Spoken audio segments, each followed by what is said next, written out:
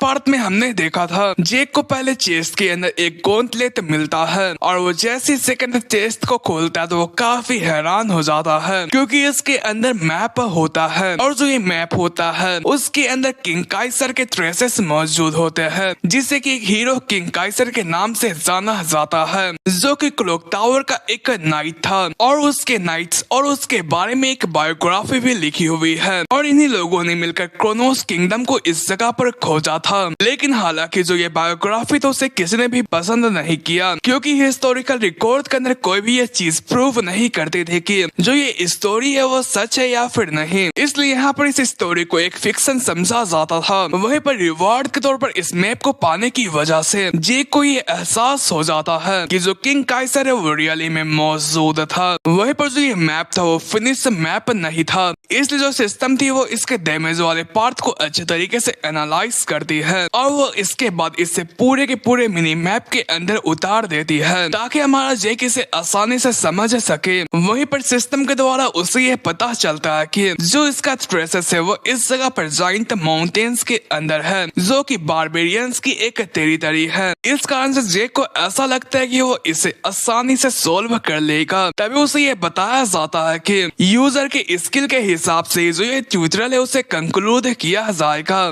जो सिस्टम होता है उसके ओवरऑल पावर और उसके सामानों को चेक करता है और इसके बाद उसे एक अचीवमेंट क्वेस्ट मिलता है जिसके अंदर उसे हीरो किंग काइसर के सीक्रेट टेक्निक को खोजना पड़ेगा और उसकी जो टाइम लिमिट है वो कोई भी नहीं है, तुम जितना चाहो उतना टाइम इसके अंदर लगा सकते हो और अगर तुम इस क्वेस्ट को कंप्लीट कर लेते हो तो तुम्हारी जो एडमिनिस्ट्रेटर की रैंक होगी वो इस जगह पर बढ़कर इंटरमीडिएट एडमिनिस्ट्रेटर की रैंक पर पहुंच जाएगी। इससे हमारे जेक को ये एहसास होता है कि जो ये चीज है वो उसकी स्किल और उसे लेवल अप करने के लिए उसे ये क्वेस्ट दिया गया है, इसलिए वो आगे कहता है तो अब इस जगह पर बच्चों की तरह स्टेप्स को आगे नहीं बढ़ाना बल्कि एक असल गेमर की तरह आगे बढ़ना है क्योंकि इस क्वेस्ट की जो रिवार्ड है वो काफी अच्छी है। इसलिए मैं ये श्योर करूंगा कि मैं इसके पूरे के पूरे रिवार्ड को क्लेम कर लूं और वो ये कहने के बाद अपने 50 पॉइंट्स का इस्तेमाल करते हुए ड्रैकोनियंस स्किल को लेवल 2 पर अनलॉक कर लेता है। फिर उसके सामने दो और स्किल भी आ जाती है।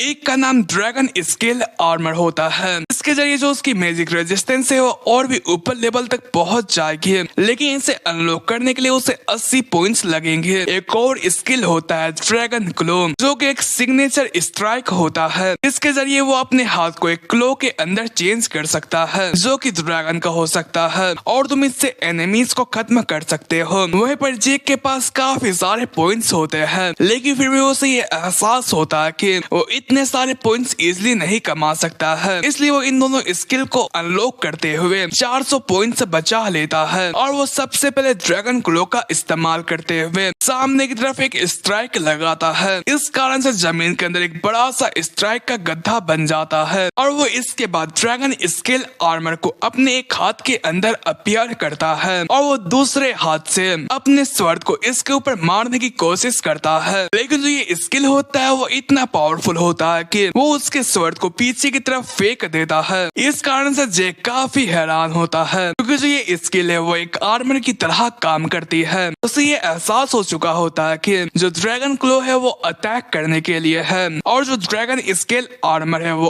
आर्मर के लिए है। इसी के साथ सीन शिफ्ट होकर ड्रैगन अकेडमी के सेंट्रल ट्रेनिंग हॉल का सीन दिखाया जाता है जहाँ पर एक बंदा सभी को बताता है सेमेस्टर एग्जाम के होने से पहले हम लोग आज के दिन पर ओरा एग्जाम की प्रैक्टिकल लेने वाले हैं। हम लोग जल्दी तुम्हें इसके रूल से समझाने वाले हैं। हमारे पीछे तुम देख सकते हो काफी सारे डमीज मौजूद है और जो ये डमीज है उन्हें स्पेशली बनाया गया है, इसलिए इन्हें इस जगह पर फिजिकल फोर्स के जरिए स्क्रैच लगा पाना काफी मुश्किल है। हालांकि अगर तुम अपने माना को अपने स्वर्ड के अंदर डालते हुए इस चीज के ऊपर अटैक करोगे तो ये काफी आसानी से डिस्ट्रॉय हो जाएगा, लेकिन अगर तुम इसके ऊपर एक भी डेंट लगाने में नाकामयाब रहते हो तो तुम इसके अंदर फेल हो जाओगे। पर इस कारण से काफी सारे बच्चे काफी ज्यादा मायूस होते हैं। अभी जो ये बंदा होता है वो स्टूडेंट का नाम लेते हुए उन्हें सामने की तरफ बुला रहा होता है। वहीं पर ओवेन सोचता है पहले जितने भी बच्चे सामने की तरफ जाने वाले हैं वो वो सिर्फ गुस्सा होकर ही वापस आएंगे, लेकिन जो ये चीज वो मेरे लिए काफी इजी होने वाली है क्योंकि मैं घर के अंदर इसी टाइप की जो ट्रेनिंग थी उसे किया करता था। इसलिए यहाँ पर जो ओरा की एजुकेशन है उसके अंदर मैं ही आगे आने वाला हूँ। भले जो ये लोग है वो ब्लड अवेकनर है, लेकिन फिर भी वो ओरा कंट्रोल के आगे मेरे सामने कुछ भी नहीं है। तभी बहुत सारे बच्चों के बाद जो हमारे ओवेन की पारी होती है वो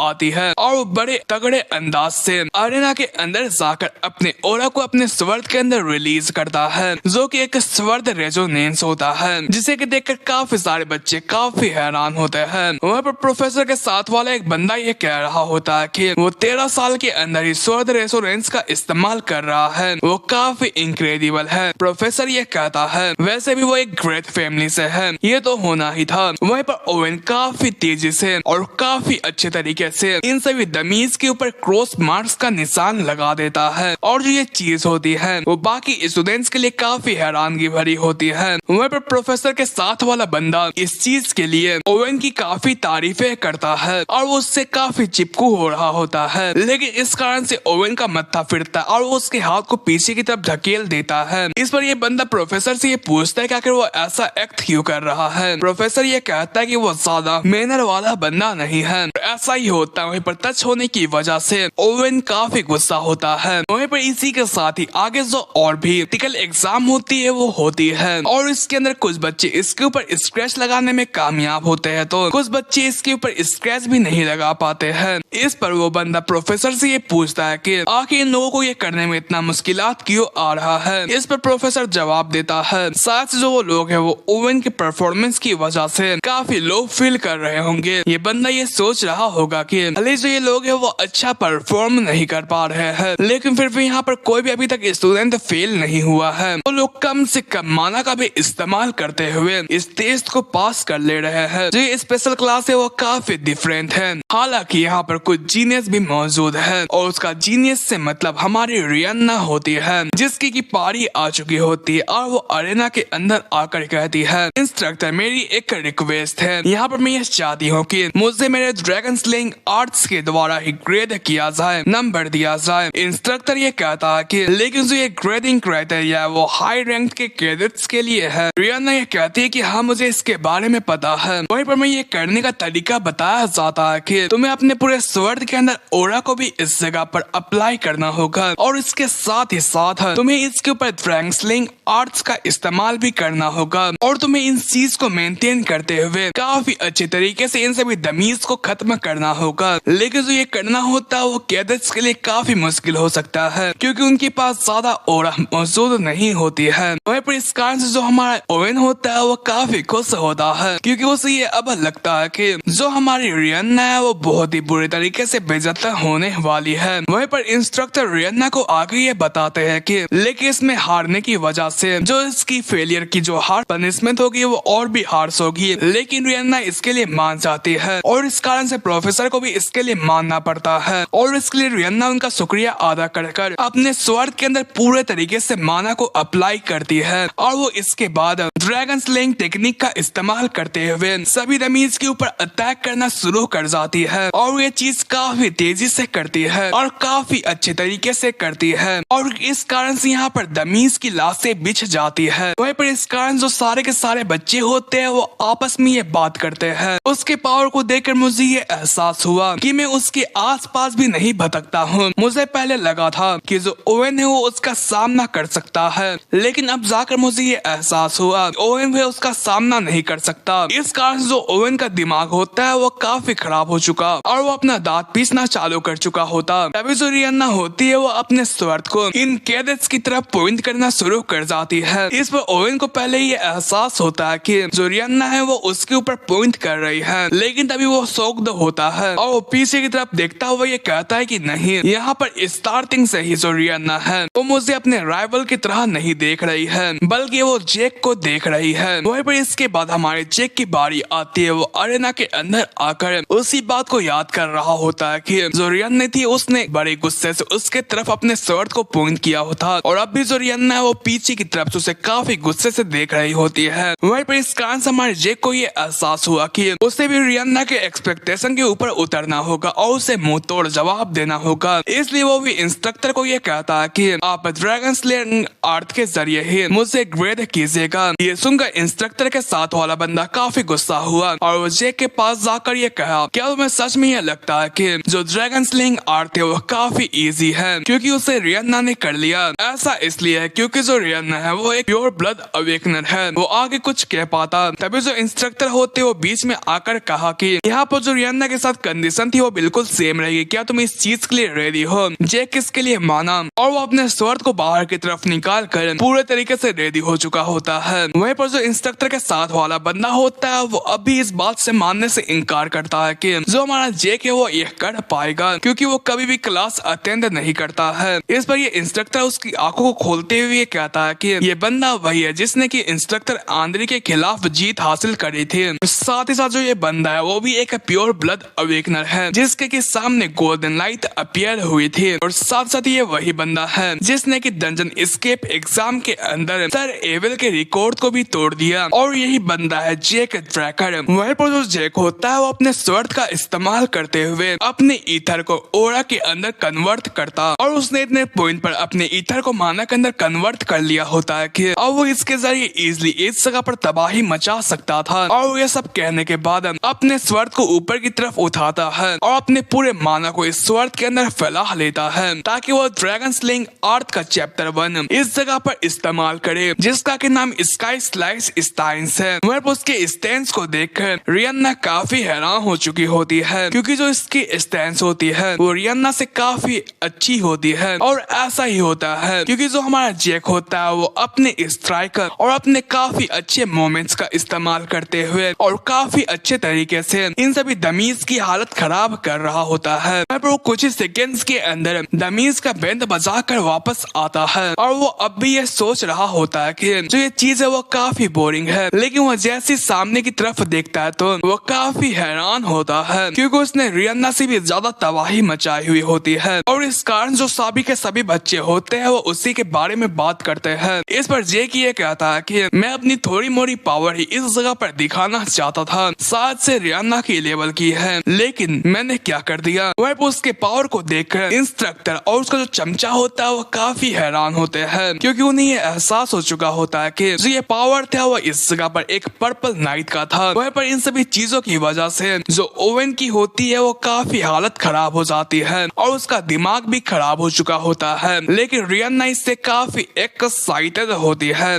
सीन शिफ्ट होकर प्रिंसिपल ऑफिस का सीन आता है जहाँ पर जो प्रिंसिपल होता है वो जेक से उसके इतने बेहतरीन रिजल्ट के बारे में बात कर रहा होता है। इस पर जेक ये कहता है कि मैं बस लकी था। प्रिंसिपल ये कहता है तुम्हारे हिसाब से पर्पल नाइट के लेवल तक पहुँचना ये एक मजाक है, तो चलो इस जगह पर तुम इस बारे में क्या सोचते हो, क्या तुम ग्रेड एडवांसमेंट एग्जाम को देने के लिए तैयार हो? जेक ये पूछता है कि तो क्या मैं अपने ग्रेड को स्किप कर सकता हूँ? प्रिंसिपल कहता है तुम्हारे परफॉर्मेंस के ऊपर ये डिपेंड करता है कि तुम उससे आगे लीव कर पाते हो या फिर नहीं, या फिर कितना लीव कर पाते हो। इस पर जेक ये सोचता है कि तो उसने मेरे चारे को चुग लिया है क्योंकि मैंने अपना कुछ ज्यादा ही पावर दिखा दिया था। वहीं पर जेक एक हल्की सी मुस्कान के साथ इस चीज के लिए मान जाता है और वो बाहर की तरफ जाता है और वो ये कहता है ठीक है मैं उसी के साथ ही खेलने वाला हूँ। वहीं पर प्रिंसिपल को दिखाया जाता है जो कि रियन्ना और हमारे जेक के बारे में बात कर रहा होता है जिन दोनों ने इस जगह पर एडवांसमेंट एग्जाम के लिए रेडी कर चुके होते हैं। इसलिए ये कहता है कि लगता है कि मुझे कुछ मेजर्स को लेना पड़ेगा और जो ये चीज है वो काफी इंटरेस्टिंग होने वाली है। तो यहाँ पर जो ये बंदा है वो कुछ और भी चाल चल रहा है। वहीं पर इसी के साथ ड्रैकर अकेडमी के अपर क्लास ओरा ट्रेनिंग हॉल का सीन दिखाया जाता है जहाँ पर जेक और रियन्ना एक साथ आए हुए होते हैं और जो हमारा जेक होता है वो काफी अनकंफर्टेबल फील कर रहा होता है क्योंकि रियन्ना उससे खुले आम घूर रही होती है। फिर इस जगह पर ग्रेड एडवांसमेंट एग्जाम का जो एग्जामिनर होता है वो आ जाता है जो कि मेन फैमिली का अपर क्लास का नाइट होता है। इसका नाम सर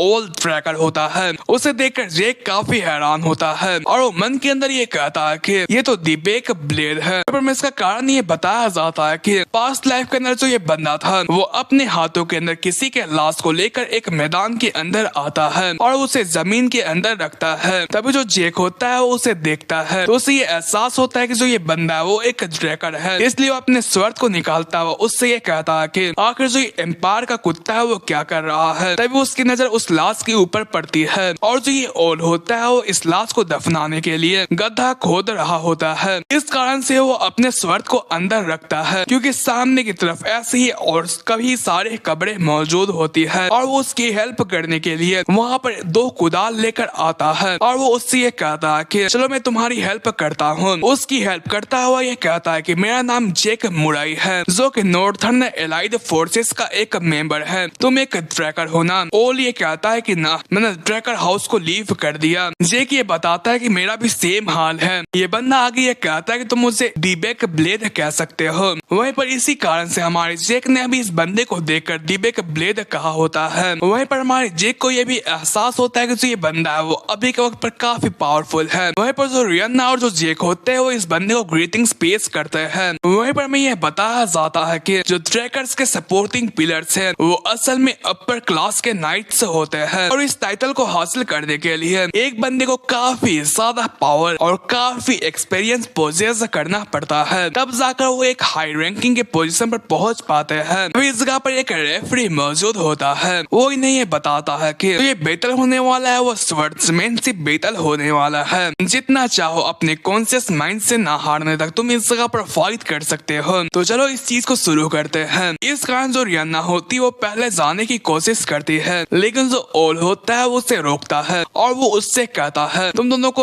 अलग अलग आने की जरूरत नहीं है, तुम साथ में मेरे ऊपर अटैक करने के लिए आ सकते हो। फिर रियन्ना काफी गुस्सा होती है और वो उसके ऊपर अटैक कर पाती है। जैक उसे रोक देता है और वो उससे ये कहता है कि तुम जज्बात पर काबू रखो, क्योंकि तुम्हें ये अच्छे तरीके से पता है कि हमारे और उसके स्किल के बीच में काफी डिफरेंसेस है, इसलिए अगर तुम उस जगह पर अचानक से उसके ऊपर अटैक करने की कोशिश करोगे मुझे डर है कि तुम इसके चलते हार सकती हो। इस कारण से जो रियन्ना होती है वो खामोश हो जाती है और वो आगे कहती है तो अब मुझे क्या करना चाहिए जेक। इस पर जेक ये कहता है कि यहाँ पर हमारे पास एक परफेक्ट स्ट्रेटजी है जो कि हम लोग इस सिचुएशन के अंदर इस्तेमाल कर सकते हैं। हम लोग इस मैच को सिर्फ एक ही स्ट्राइक के अंदर खत्म कर सकते हैं। वहीं पर इसके साथ जो ये लोग होते हैं वो कुछ प्लानिंग करते हैं और वो इसके बाद ओवल का सामना करने के लिए उसके आगे पीछे खड़े हो जाते हैं। और उसके स्वर्ड स्टाइल को देखकर जेक को ये एहसास हो जाता है कि जो ये बंदा है वो काफी स्किलफुल है अभी के मुताबिक, इसलिए उसे संभल कर रहना होगा। तभी वो रियन्ना को एक इशारा करता है और वो अपने मन के अंदर ये कहता है कि तुम्हें फोकस करते हुए उसके ऊपर अटैक करना होगा। और इसी के साथ जो ये दोनों बंदे होते हैं वो एक साथ आगे पीछे से ओल के ऊपर अटैक करने के लिए जाने लगे होते हैं, लेकिन जो ओल होता है वो एक ही टाइम के अंदर इन दोनों बंदों के अटैक को रोककर उन्हें पीछे की तरफ डिफ्लेक्ट कर देता है। वहीं पर इस कारण से जो रियन्ना होती है वो ड्रैगन स्लिंग आर्ट के चैप्टर 3 के वर्स 1 अटैक जिसका की नाम हाफ मून स्लैश होता है वो उसका इस्तेमाल करते हुए ओल के ऊपर अटैक करने की कोशिश करती है, लेकिन जो ओल होता है उसे दोष करते हुए उसे एक जोरदार किक मारता और इस किक के कारण से रियन्ना काफी जख्मी और वो उड़कर दूर जाकर गिर जाती है। पर ये देखकर जो छोटे मोटे प्रोफेसर होते हैं वो उसके पास जाकर उसके हाल चाल के बारे में पूछ रहे होते हैं, क्योंकि जो रियन्ना होती है वो तलवार को तोड़ते हुए पीछे की तरफ जा चुकी होती है, लेकिन जो रियन्ना होती है वो सही सलामत बाहर की तरफ निकलते हुए ये कहती है कि मैं ठीक हूँ। वो अपने मन के अंदर ये कह रही होती है कि उसने ऐसा इसलिए कहा था क्योंकि हमारे जेक ने उसे एक ओपनिंग को क्रिएट करने के लिए कहा था, लेकिन वो इसमें फेल हो गई क्योंकि वो एक ही अटैक के अंदर पीछे की तरफ चली गई। वहीं पर हमें इनके फाइट को दिखाया जाता है। जो हमारा जेक होता है वो काफी इंजॉय कर रहा होता है। वहीं पर इसी के साथ ही हमें कुछ समय पहले जहाँ पर जो ये लोग थे वो प्लानिंग कर रहे होते हैं उस वक्त का सीन दिखाया जाता है, जहाँ पर जो हमारा जेक होता है उसे प्लान बताता है तो रियन्ना इसके लिए मना कर देती है और वो ये कहती है कि मैं ऐसे सेमफुल स्ट्रेटेजी का इस्तेमाल नहीं कर सकती हूँ, तुम इस होनरेबल ड्यूल को इस तरीके से चेंज करने वाले हो। हमारा जेक ये कहता है कि आखिर टेबल के अंदर कौन होनर को इस जगह पर चेक करता है, और वैसे भी जो ये मैच है वो नाइट्स के बीच में नहीं है बल्कि ये एक एग्जाम है। वो हमारे दूसरों को मारने वाले एबिलिटी को चेक कर रहे हैं। इस पर रियन्ना को इस चीज के लिए मानना पड़ता है क्योंकि उसने हमारे जेक से हेल्प मांगी होती है, लेकिन वो आगे ये कहते हैं क्या तुम्हें सच में ऐसा लगता है कि क्या जो ये चाल है वो इस हायर क्लास के नाइट के ऊपर वर्क करेगा। जेक ये कहता है कि हमें उस चीज को वर्क करने के लिए उसे वैसे सिचुएशन के अंदर फोर्सफुली डालना पड़ेगा। तो उसे एक चीज बताता है कि जब यहाँ पर केदल के मैच के अंदर हमारी फाइट हुई थी तो क्या तुम्हें ये पता है कि आखिर तुमने उस पत्थर को डॉज क्यों नहीं कर पाई थी। इस पर हमारी रियन्ना को ये समझ में आ जाता है कि आखिर जेक क्या कहना चाहता है। इसलिए वो ये कहते कि मुझे ये नहीं लगेगा कि तुम उस टेक्निक का इस्तेमाल करने वाले हो। इस पर जेक ये कहता है चलो ठीक है, तुम समझ चुकी हो तो तुम मेरे सिग्नल का इंतजार करना और जो ये चीज है वो पक्का वर्क करने वाला है। यहाँ पे एक स्मॉल ओपनिंग भी काफी बड़ी चीज है। इसी के साथ में फाइट का सीन दिखाया जाता है जहाँ पर जेक होता है वो एक ही वक्त के अंदर ड्रैगन स्लिंग आर्ट्स और गेल आर्ट्स सेटोलेट्स स्टेप्स का इस्तेमाल करते हुए ओल के ऊपर कंफ्यूजिंग तरीके से अटैक कर रहा होता है, लेकिन जो ओल होता है उसके अटैक को रोक लेता है। तभी जेक हंसता हुआ उससे ये कहता है कि अब तुम्हें सीरियस होना होगा। उसकी बात को सुनकर ओल साइड पर देखने लगा होता है जहाँ पर जो रियन्ना होती है वो इस जगह पर अपने हाथों के अंदर से ग्लव्स को हटाने के बाद अपने माना को एक जगह पर कंसंट्रेट कर रही होती है। ये देखकर ओल सबसे पहले जेक को पीछे की तरफ धकेलता है और वो उसका सामना करते हुए ये सोच रहा होता है कि क्या उन्हें सच में ऐसा लगता है कि वो लोग माना का इस्तेमाल करते हुए मेरे विजन को इस जगह पर हटा सकते हैं, लेकिन मुझे ऐसा नहीं लगता है। तो ये सब कह ही रहा होता है कि तभी जो हमारा जेक होता है वो साइड से काफी तेजी से उसके तरफ आने लगा होता है और इस कारण से इस बंदे को काफी अजीब सी फीलिंग आ रही होती है, क्योंकि जो हमारा जेक होता है वो इस सिचुएशन के अंदर भी काफी अच्छे तरीके से उसका सामना कर पा रहा होता है। तब जबकि जो हमारी रियन्ना है उसने पूरे के पूरे जगह को इस जगह पर अपने माना के जरिए घेर लिया है। तभी जो हमारा जेक होता है वो इस जगह पर ड्रैगन क्लो का इस्तेमाल करता है, लेकिन जो प्रोफेसर होते हैं वो उसे रोक लेते हैं, लेकिन उन्हें इसकी पावर भी एहसास होती है। जो ये पावर होती है वो काफी खतरनाक होती है, लेकिन वो फिर भी इस अटैक को रोक लेते हैं और इसके बाद जेक के ऊपर अटैक करना शुरू कर जाते हैं। और जो ये फाइट होती है वो काफी तेजी से चल रही होती है और ये काफी खतरनाक फाइट होती है। पर उनके मूवमेंट्स को देखकर हमारा जेक ये सोचता है कि इस बंदे ने थोड़ी देर के अंदर ही इस जगह पर डार्क के अंदर अपने पाव को जमा लिया है। तभी जो हमारा जेक होता है वो इस जगह पर ये सब सोच ही रहा होता है कि तभी उसकी तरफ एक स्वर्ड स्ट्राइक आ रहा होता है, लेकिन उसका स्वर्ड स्ट्राइक लगने से पहले ही जो जेक होता है वो यहाँ पर से डिसअपियर हो जाता है और वो ओल के पीछे आ जाता है। इस पर ओल फिर से पीछे की तरफ उसके ऊपर अटैक करता है, लेकिन जो ये चीज होती है वो हमारा जेक का शैडो ही होता है। वो ये सब देख कर ही रहा होता है कि तभी इस जगह पर जो जेक होता है वो काफी सारे माना लाइट्स को नीचे की तरफ गिरा रहा होता है, जो कि एक बेल टाइप की होती है, जो कि गिरते के साथ ही आवाज कर रही होती है। और जबकि हमारे रियन्ना ने आसपास अंधेरा कर दिया होता है तो इस बंदे को ये एहसास नहीं होता है कि जो हमारा जेक है वो किस तरफ से अटैक करने वाला है। वो सब सोच रहा होता है कि तभी ऊपर की तरफ से हमारा जेक उसके ऊपर अटैक करने की कोशिश करता है, लेकिन ओल को इसका एहसास होता है और वो उसके अटैक को रोक लेता है। तभी जेक रियन्ना को इशारा करता है और जो रियन्ना होती है वो किसी चीज को ओल के ऊपर फेंकती है। वहाँ पर इस चीज के बारे में बताया जाता है जो कि यहाँ पर फ्लैश और साउंड एक्सप्लोजन का एक मिक्सचर होता है, जो कि नीचे की तरफ गिरते के साथ एक बड़ा सा लाइट बीम छोड़ता है और एक अजीब सी साउंड वेव निकालता है। वहीं पर जो हमारा जेक होता है उसे इसके बारे में पहले से ही पता होता है, इसलिए वो अपने कान को बंद करते हुए इस चीज को सह लेता है, लेकिन ओल को इसके बारे में पता नहीं होता और वो इस आवाज से इन्फेक्टेड हो जाता है और वो काफी परेशान भी हो जाता है। पर इस मौके का फायदा उठाते हुए जो रियन्ना होती है वो उसके ऊपर अटैक करने के लिए आ रही होती है और पीछे से हमारा जेक भी कहाँ पीछे रहने वाला है, वो भी उसके ऊपर अटैक करने के लिए आ चुका होता है। तब वो लोग ये कर ही रहे होते कि तभी जो ये बंदा होता है वो अपने आपे को खो देता है और वो अपने फुल मून स्लैश का इस्तेमाल करते हुए एक चक्रव्यूह स्लैश मारता है और इस कारण से दोनों बंदे दूर जाकर गिरते हैं। और इसी के साथ ही जो हमारा ये एपिसोड है वो एंड होता है। आई होप कि आपको ये पसंद आया होगा, अगर हाँ तो कमेंट पर जरूर बताइएगा। तब तक के लिए sound take care and good bye.